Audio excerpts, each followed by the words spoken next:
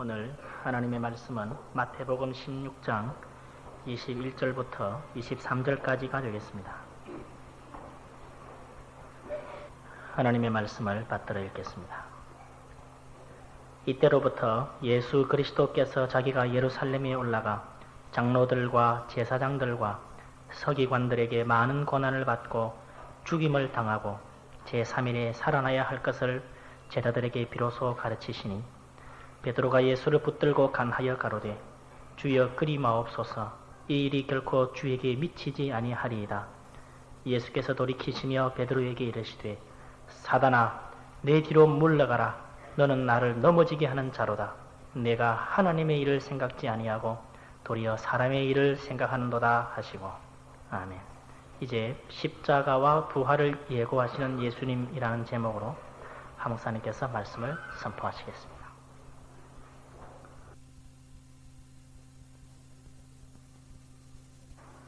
오늘 말씀은 예수님께서 제자들에게 처음으로 자기가 순환과 부활, 예수님이 처음으로 순환과 부활에 대해서 예언하는 그런 내용의 말씀을 우리가 보게 됩니다. 먼저 하나님의 말씀을 한 것 같이 읽고 말씀을 나누겠습니다. 21절입니다. 같이 읽겠습니다. 시작. 이때로부터 예수 그리스도께서 자기가 예루살렘에 올라가 장로들과 대제사장들과 서기관들에게 많은 고난을 받고 죽임을 당하고 제3일에 살아나야 할 것을 제자들에게 빌어서 가르치시니. 여기까지 보겠습니다. 이 말씀 속에서 우리는 첫째, 예수님의 사역의 제2의 출발을 보게 됩니다. 예수님은 요단강에서 세례를 받으시고 그리고 사역을 시작을 하셨습니다. 그것이 제1기 사역의 시작이라고 한다면 오늘은 제2기 사역이라고 보아집니다. 그동안 예수님은 제자들과 모든 사람들에게 참된 메시아로 오신 예수 그리스도 자신의 삶과 인격을 보여주셨습니다. 즉 예수님은 가시는 곳마다 천국 복음을 전파하셨고 천국 말씀을 가르치셨고 모든 병과 약한 것을 고쳐주셨습니다. 그리고 지금까지 예수님은 특별히 그 당시 종교 지도자들이나 그 시대의 정치 지도자들에게는 굉장히 비판적인 태도를 취하신 반면에 그 시대의 약자라고 표현되는 병든 자, 귀신 들린 자, 창녀와 세리들에 대해서는 특별한 관심과 사랑과 애정을 예수님이 보여주셨습니다. 그러나 이 모든 예수님의 사역이, 지금까지 보아왔던 예수님의 사역이 예수님의 사역의 전부가 아니었다고 하는 것입니다. 예수님의 사역의 진정한 본질은 모든 인류의 죄를 대신하여 그가 십자가에서 죽는 일이었습니다. 그것이 지금부터 시작이 되는 것입니다. 이런 의미에서 지금까지 예수님의 사역은 서론적 의미가 있다고 볼 수가 있습니다. 예수님은 지금까지 제자들과 많은 민중들, 많은 무리들을 예수님이 만나셨습니다. 그러나 여기서부터는 예수님이 민중들과 떨어지기 시작을 합니다.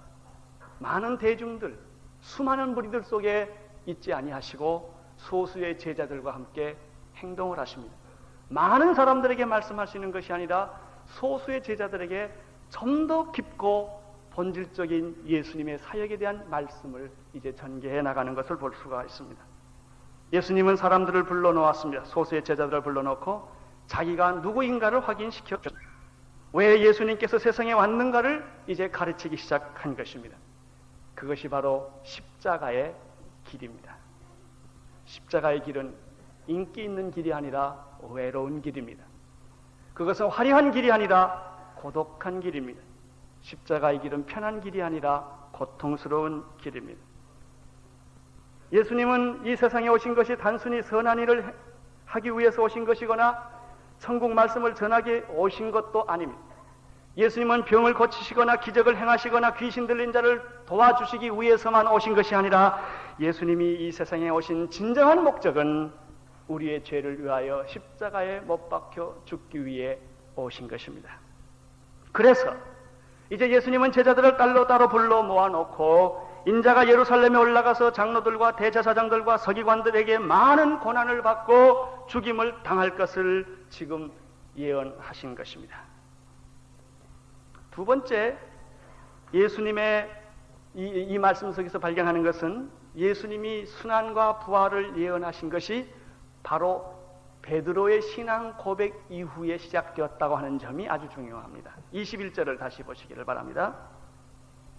21절을 보시면 이때로부터 예수 그리스도께서, 그리고 제일 뒤로 가면 제자들에게 비로소 가르치시니 이렇게 되어 있습니다. 영어로는 가르치시기를 시작하셨다라는 말입니다.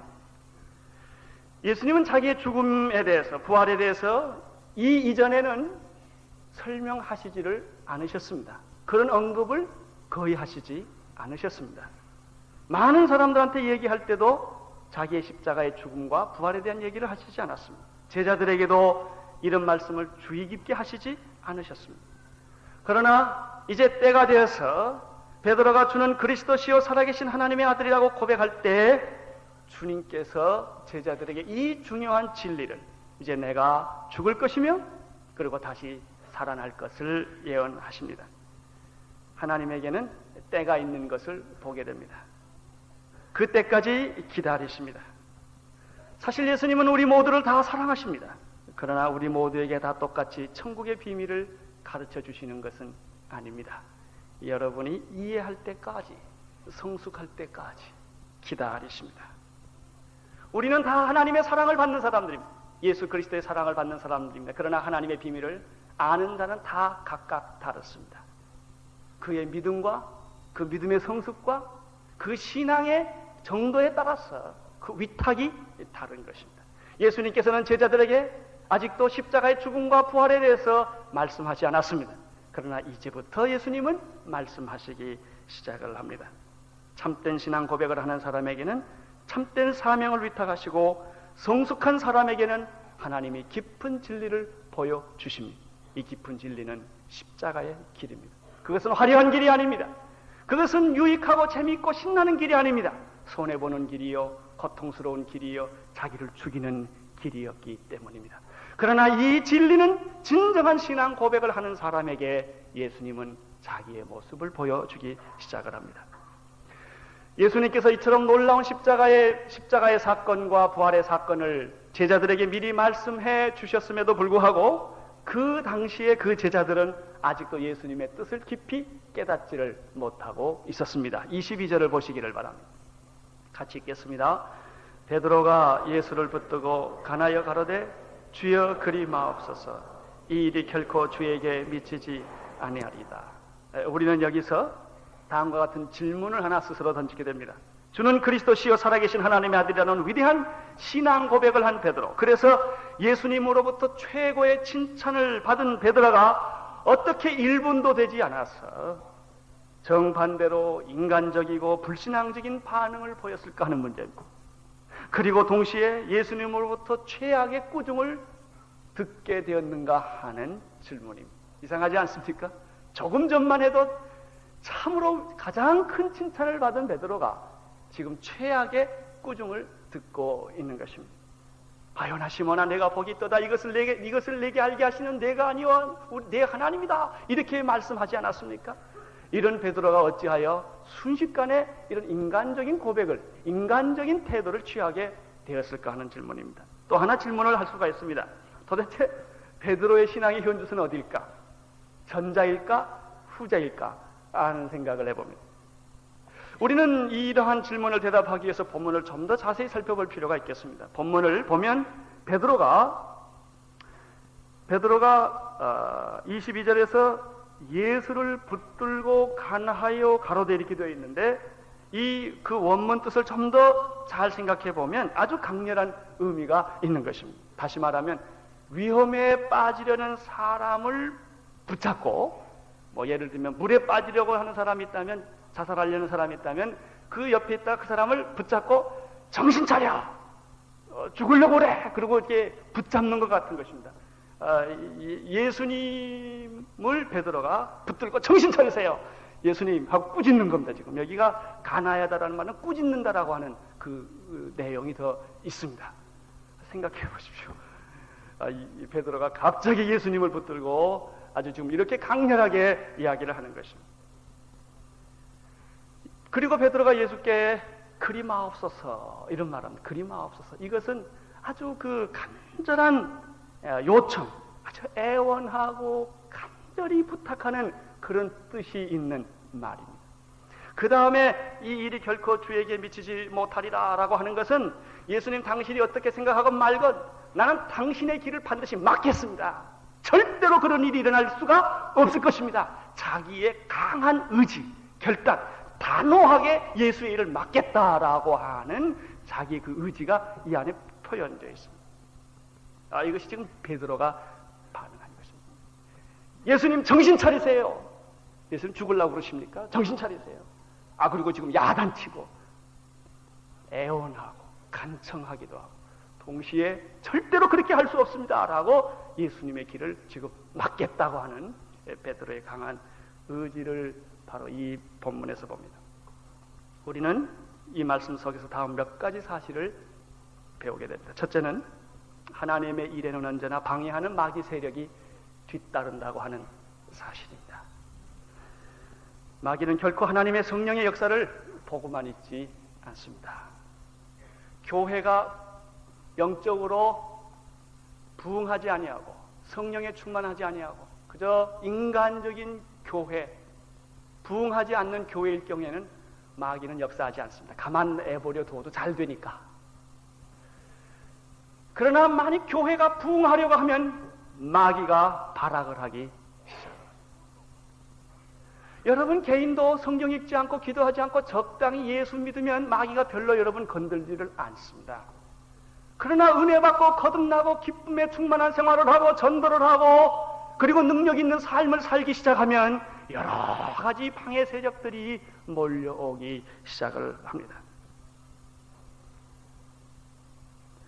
또 한 가지가 있습니다. 마귀는 하나님께 직접 공격할 수가 없습니다. 예수님을 직접 공격할 수가 없습니다.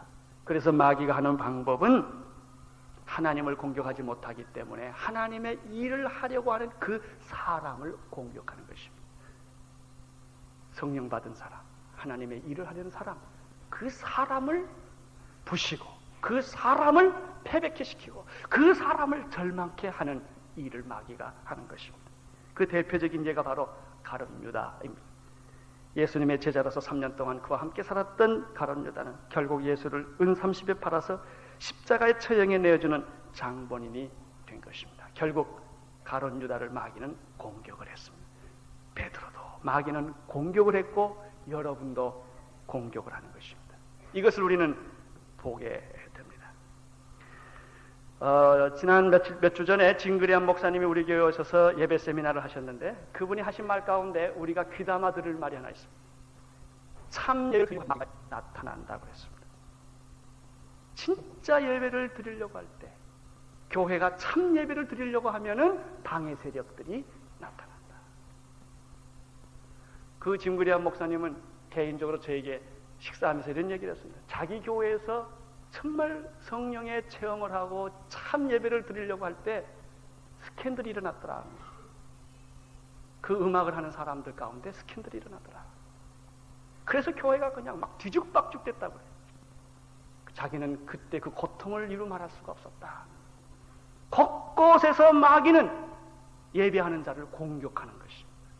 하나님께 진정으로 예배하고 하나님을 일을 하려는 사람들을 공격하는 것을 볼 수가 있습니다. 하나님의 일을 하려고 할 때는 가까운 데서도 공격이 오지만 멀린 데서도 공격이 오고 또 가까운 데서도 공격이 옵니다. 두 번째, 어떻게 베드로가 이렇게 순간적으로 인간적이 될 수 있었고 이런 인간적인 반응을 보일 수 있었겠느냐 하는 그런 질문 앞에서 베드로가 인간적으로 교만해져 있었기 때문에 이런 실수를 할 수가 있었습니다.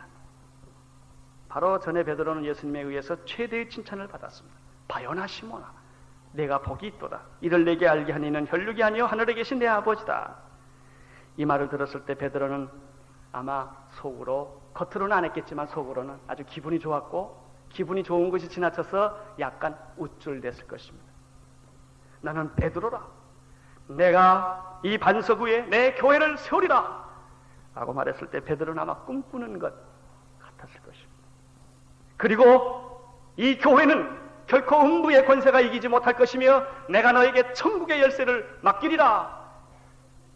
아마 이때 베드로는 자기의 신앙이 자기만이 최고의 신앙의 경지에 도달했다고 생각했을지 모르겠습니다. 아마 베드로는 그만두고요. 저도 가끔 그런 유혹에 빠져요. 교인들이 목사님 설교에 은혜 받았습니다 그러면 겉으로 해 표현합니까? 속으로 괜히 순간적으로 우쭐해집니다. 인간입니다. 사람은 칭찬하면 별 수 없이 넘어집니다. 목사님 오늘의 교회가 참 좋대지요? 순간적으로 우쭐합니다. 그러다 정신이 바짝 납니다. 인간입니다. 여러분 칭찬해 보십시오. 칭찬에 안 넘어가는 사람입니다.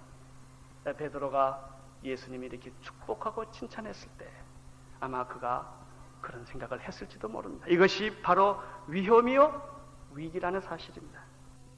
그는 자기의 인간적인 생각이 하나님의 생각이라고 착각을 했습니다. 왜냐하면 예수님으로부터 칭찬을 받았기 때문입니다. 베드로는 자기도 모르는 사이에 예수님보다 한 발 앞서게 되었고 이제는 예수님을 꾸짖는 위치에까지 가게 된 것입니다. 이런 사람들이 참 많습니다. 너무 열심내다가 예수님을 야단치는 사람이 있어요. 예수는 그렇게 믿는 게 아닙니다. 이러고 그저 모든 사람한테 다 충고하고 모든 사람을 다 이끌고 하려고 하는 태도를 자기도 모르는 사이에 갖게 되는 것입니다. 그건 왜냐하면 열심 때문에 그렇습니다. 그러나 벌써 거기에는 영적 교만이 도사리고 있었던 것입니다. 나만큼 교회하는 사람이 있나? 이런 생각을 합니다. 나는 교회를 어렸을 때부터 살았기 때문에 교회 일에 대해서는 내가 제일 경험이 많다. 이렇게 영적 교만을 가질 수가 있습니다. 방언 한 번 하면 난리치는 사람이 있습니다.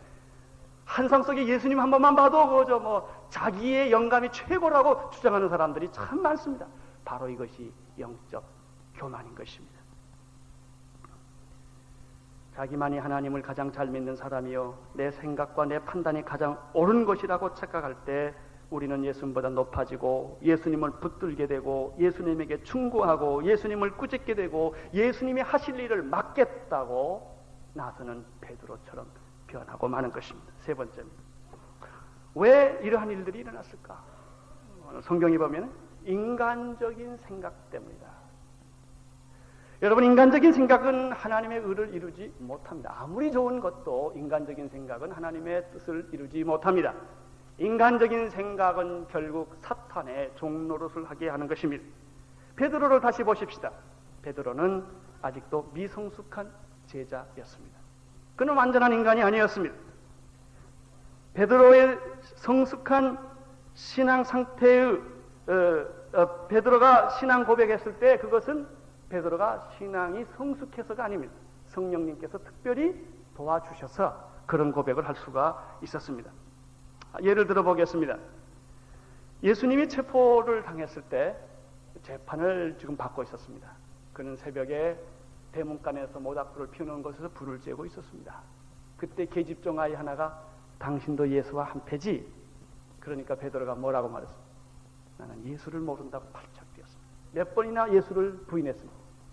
3번씩이나 부인했습니다. 이것이 베드로의 영적 상태입니다.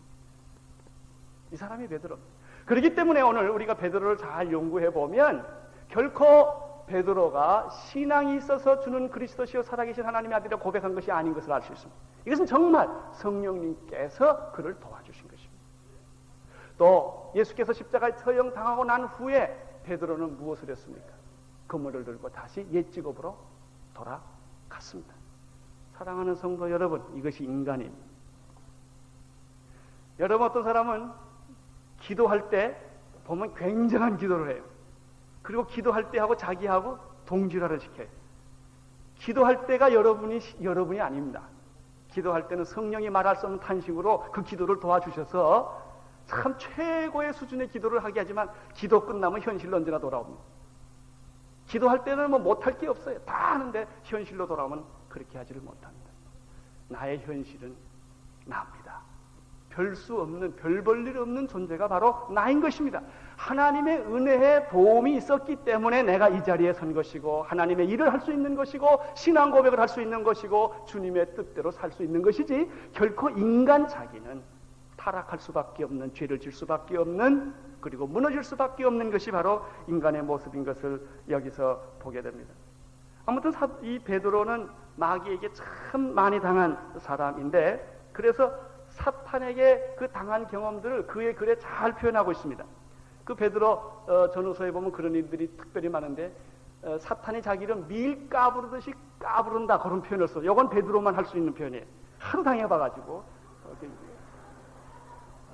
또 그 베드로서에 보면은요, 근신하라 깨어라 너희 대적 마귀가 우는 사자처럼 두루다니며 삼킬자를 찾는다라는 개념도 그 베드로의 체험에서 나온 말이에요.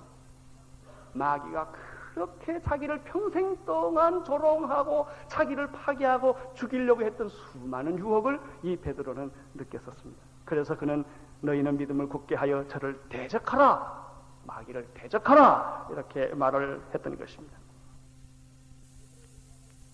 베드로의 인간적인 생각은 바로 베드로 하여금 이런 예수를 반대하는, 예수를 꾸짖는 지경에까지 가게 됐는데, 어떤 면에서는 베드로는 예수를 정치적이고 혁명적인 메시아관을 가졌을지도 모르겠다는 생각을 합니다.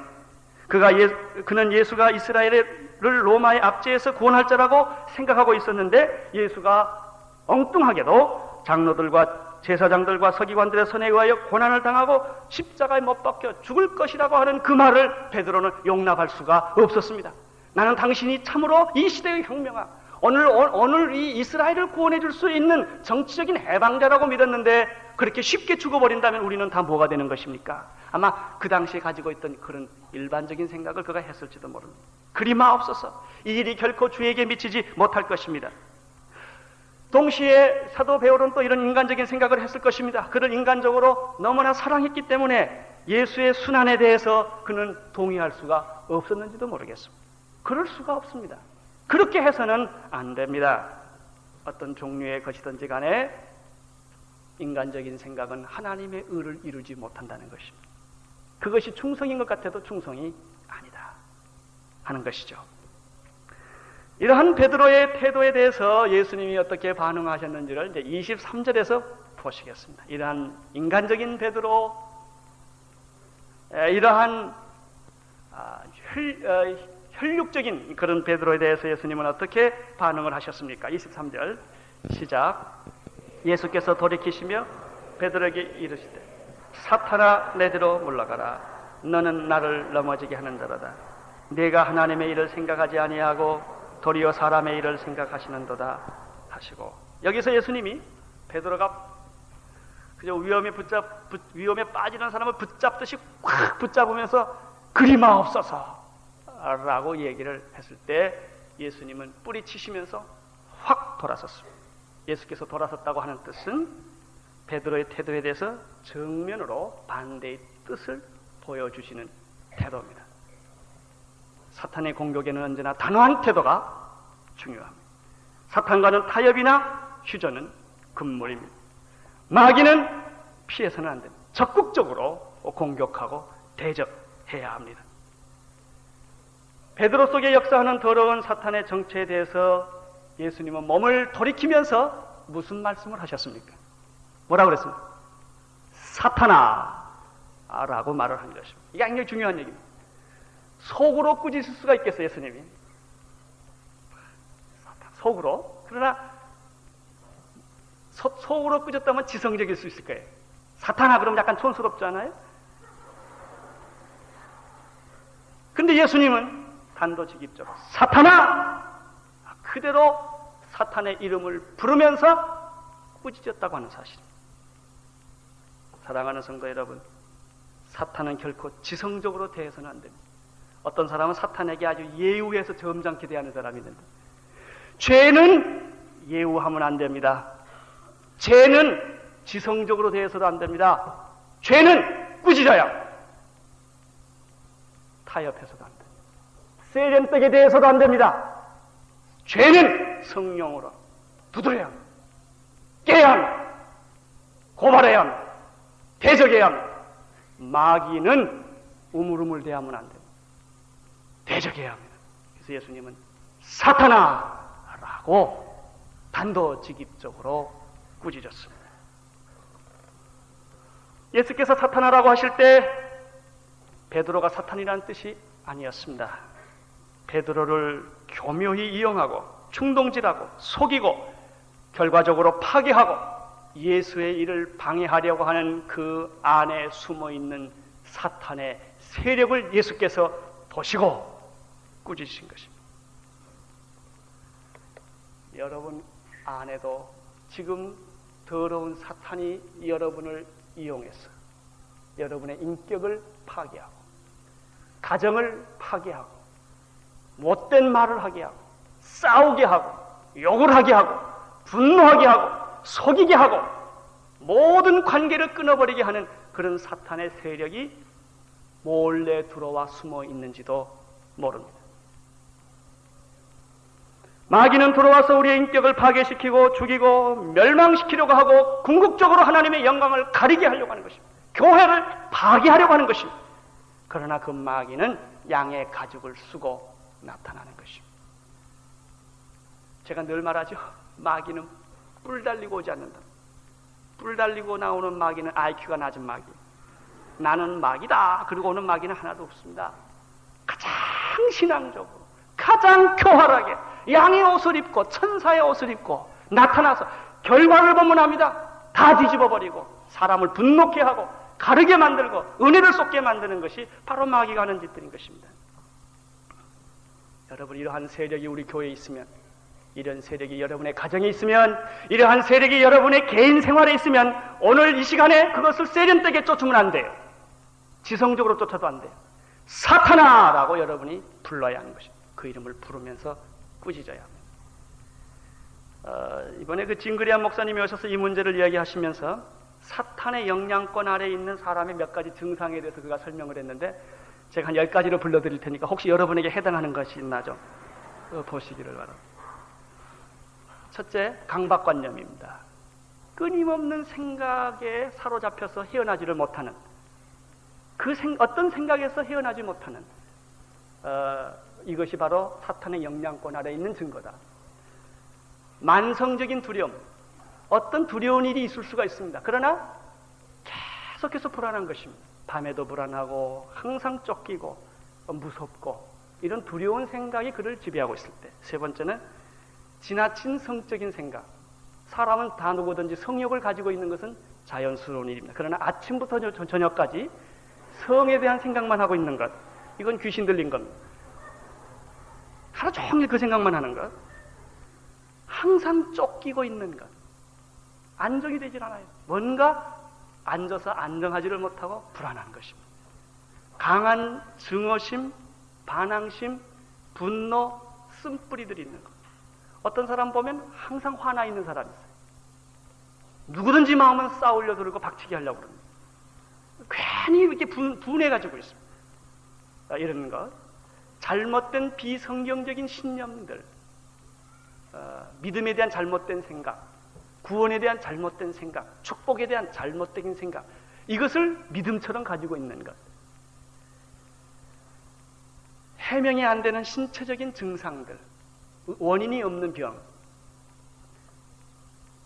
주목을 받고자 하는 강력한 욕망, 항상 스타가 되어야 되는 것, 언제든지 화제의 초점이 자기가 되어야 되는 이런 병적인 현상들, 반복되는 감정의 문제, 특별히 10번째는 치유 공동체, 성령 공동체로부터 떠나고 싶은 생각들. 제 말을 오해하지 않고 들어주시길 바랍니다. 사람이 어젯밤에 잠을 못 자고 피곤하면은 주일날 와도 졸게 되어 있습니다. 그런 사람 말고요, 설교 들을 때마다 조는 사람, 이건 문제가 있는 사람입니다. 교회에 옵니다. 찬양할 때는 반짝거리다가 설교 들으면은 몸을 꼬는 사람이 있습니다. 이것은 마음 안에 있는 악령이 은혜 못 받도록 막는 거예요. 시시한 프로그램은 열심히 해요. 중요한 프로그램은 결정적으로 빠져요.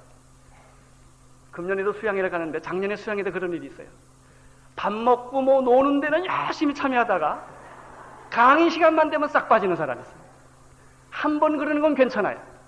그러나 그것이 습관화된 사람은 문제 있는 사람이에요. 악령이 그를 믿음을 갖지 못하도록 막고 있는 것입니다. 그것을 여러분이 잘 깨달아야 됩니다.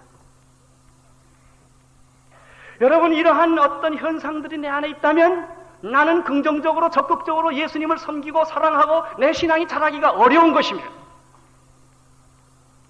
성경 읽는 것도 잘 안 되고, 성경책은 들고 다니지만 성경은 읽게 안 되고, 기도 모임은 가지만은 기도 안 되고, 전도하러 갔지만은 전도하는 일을 돕기는 하지만 전도는 또 안 합니다. 자꾸 이런 현상에 빠지게 되는 것입니다. 혹시 그런 것이 있으면 예수님이 어떻게 하셨습니까? 그 이름을 부르면서 꾸짖었습니다. 한번 따라 하시죠. 사탄아, 내 안에 있는 더러운 귀신들아, 예수 이름으로 명하노니 내게서 떠날지어다. 아멘. 아침에 한 번씩 이렇게 하고 해야 됩니다. 그냥 우물우물 이렇게 하면 안 됩니다. 사탄아, 꾸짖어야 합니다. 내 속에 있는 것들아, 그리고 꾸짖어야 합니다. 예수님이 이렇게 하셨기 때문에 오늘 성경에 보면은 사탄이 하는 세 가지 태도와 모습을 성경에서 발견합니다. 다시 성경을 보시겠습니다. 23절에 보면은 예수께서 돌이키시면서 베드로에게 이르시되 사탄아, 첫째 뭐라고 그랬습니까?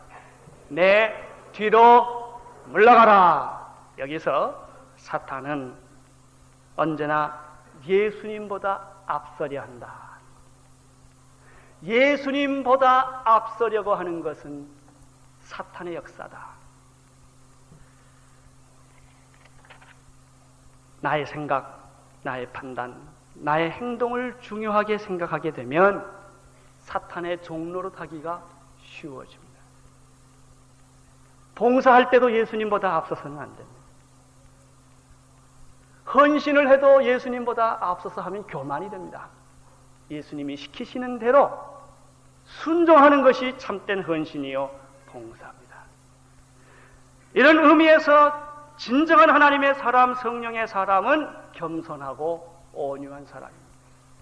믿음을 잘못 가지면 믿습니다. 위대한 꿈을 꾸고 큰 꿈을 꾸게 되면 예수님이 아주 허덕거리세요. 그 꿈을 이루어드리시기 위해서. 예수님이 그런 꿈을 주어서 갖게 하는 것은 상관이 없어요. 그러나 믿습니다. 그리고 나가다 보면 모든 사람에게 상처 주게 되고 예수님의 뜻이 아닐 수가 있다는 것입니다. 내가 하고 있는 것이 예수님이 원하는 것인가? 내 행동이 예수님이 뜻인가? 예수님보다 나는 앞장서고 있지는 않는가? 생각해 봐야 합니다. 오늘 성경에 사탄아, 내 뒤로 물러가라. 예수님보다 앞선 모든 것은 어떤 것이든지 신앙의 이름이라도 그것은 안 됩니다. 신앙의 이름도 안 됩니다. 예수의 이름도 안 됩니다. 예수의 이름으로 예수 앞장서는 것 안 됩니다. 예수님의 뒤에 서야 합니다. 예수님을 따라가야 합니다. 예수님이 원하는 것만 우리가 순종해야 합니다. 둘째로 사탄의 모습을 볼 수가 있습니다. 사탄아, 내 뒤로 물러가라. 그 다음 뭐라고 그랬습니까? 너는 나를 넘어지게 하려 하는 자로다. 사탄은 예수님의 일을 방해하는, 예수님을 넘어지게 하는 자입니다. 예수님은 십자가를 져야만 했습니다. 그러나 사탄은 이렇게 유혹합니다. 왜 고통스럽게 십자가를 져야 하느냐? 십자가를 지지 않고도 네가 하나님의 자녀가 되는 길을 증명할 길이 많지 않느냐라고 유혹합니다. 배고프면 돌을 가지고 떡을 만들어 기적을 보여주면 되지 않는가? 무엇 때문에 십자가를 지려 하는가? 높은 데서 뛰어내리면 천사가 너를 지켜준다고 시편에서 말하고 있지 않는가? 그러면 하나님의 아들이라고 증명될 텐데 왜 고통스럽게 십자가를 져야 하는가?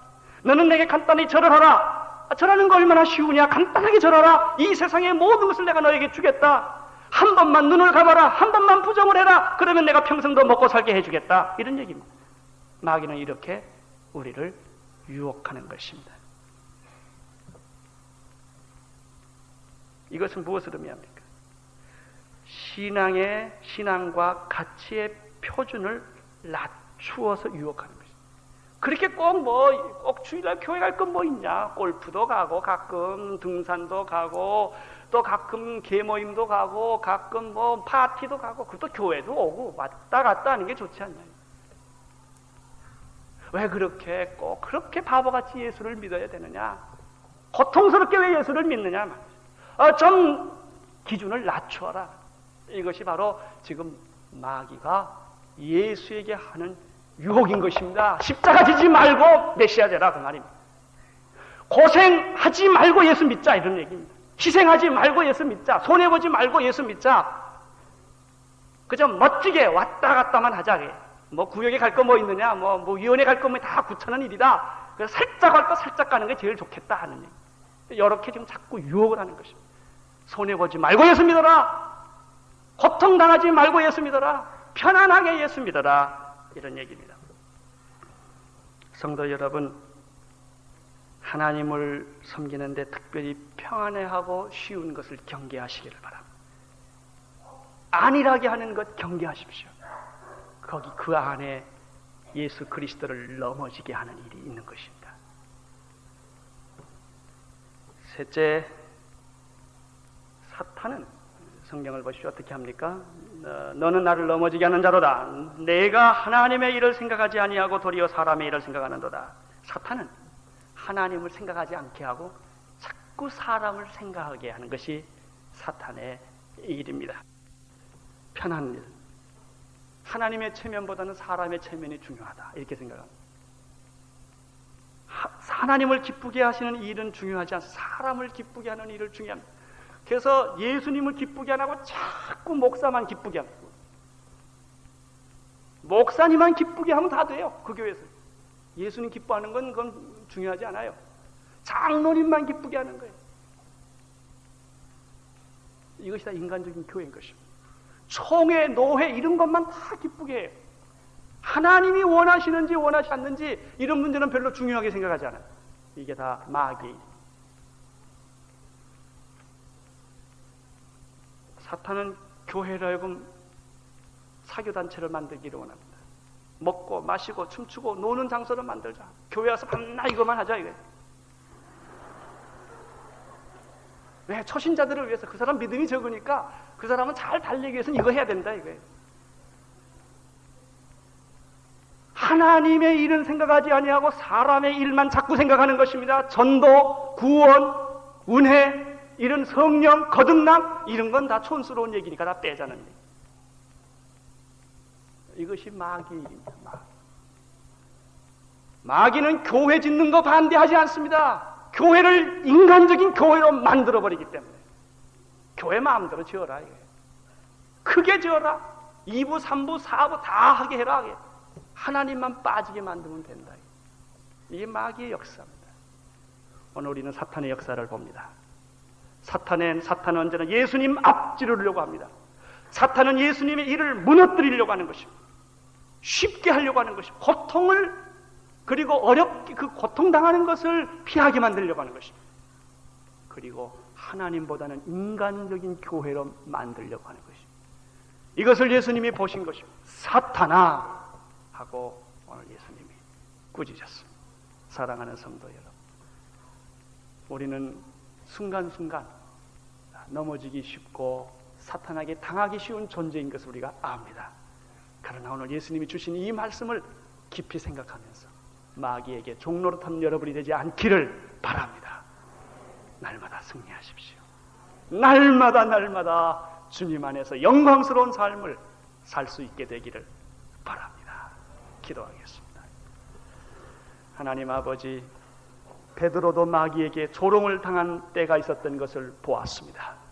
주여, 우리의 영안을 열려주시고 영적 분별력을 주셔서 더러운 사탄이 예수 이름으로, 신앙의 이름으로, 교회의 이름으로 우리에게 들어와서 우리를 파괴하는 것을 분별할 수 있는 능력을 주시옵소서.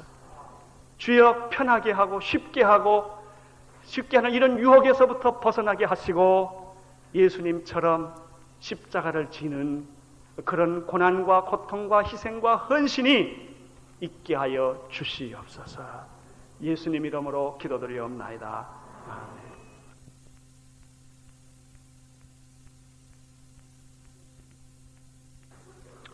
이제는